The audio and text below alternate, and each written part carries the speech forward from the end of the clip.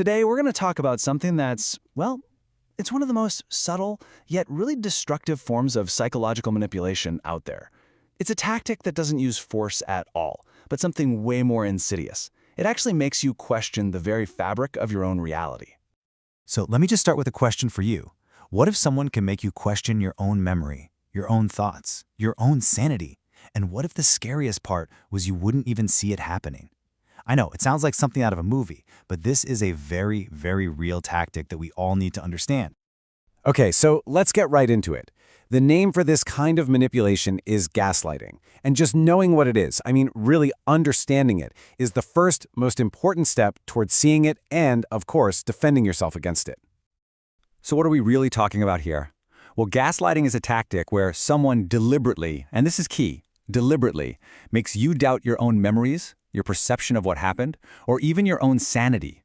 And the goal? It isn't just to win an argument. Nope. It's to gain control by completely changing how you see the world around you.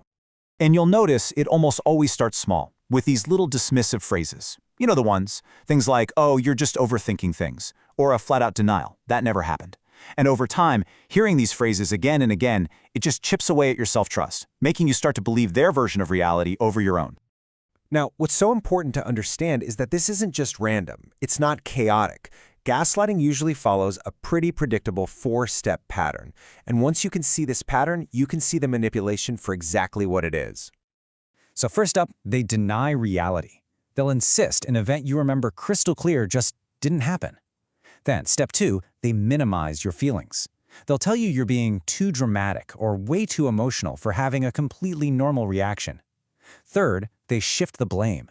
They twist the narrative around until somehow, some way, everything is your fault. And all of this leads to the final step. They create confusion. You start to second-guess yourself. You start wondering, wait, am I the one who's crazy here? And that's the whole point, right? The entire goal of that four-step cycle is to get you to this state of self-doubt. Because, let's be honest, a person who questions their own mind is far, far easier to control and influence. You know, abstract concepts are one thing, but seeing this in a real-life scenario makes it so much clearer. So let's just walk through a really common example so you can see how this actually plays out.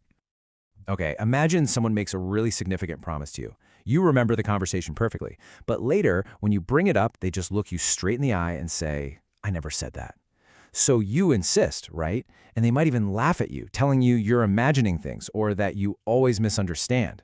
After this happens over and over, you just get exhausted. You stop arguing, and not because you believe them, but because you're just worn down. And that exhaustion, that's part of the manipulation. All right, so now that we've seen the pattern and an example, how do you actually spot this in your own life? That brings us to the key warning signs you should really be looking out for. So be on the lookout for someone who is constantly rewriting history to suit their own narrative. Pay close attention if you're often made to feel like your reactions are too much. Another huge red flag is when you find yourself apologizing for things you know you didn't even do. But maybe the biggest sign of all is just this persistent feeling of confusion, this fog, after even simple conversations with them. And really, it all boils down to this, the core difference. Healthy relationships, even when you disagree, they lead to clarity. You end up understanding each other better. Gaslighting does the exact opposite. It is literally designed to make you feel perpetually lost, foggy, and completely unsure of yourself. So, recognizing the problem, that is half the battle. The other half is knowing how to protect yourself and how to reclaim your own sense of reality. So let's talk strategy. First, you have to trust the patterns you see, not the words they're saying. If someone repeatedly makes you doubt yourself, that is the pattern to focus on. Second, get an outside perspective. Talk to friends or family you really trust just to get a reality check.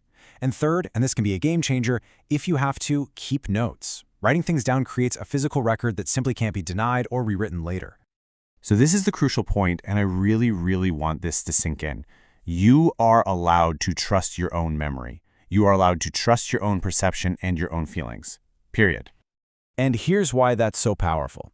Gaslighting only works in the dark. You know, in confusion and self-doubt. The moment you become aware of the tactic, the moment you can actually name it, the whole illusion just shatters. It loses all its power because you're no longer questioning yourself. You're questioning them.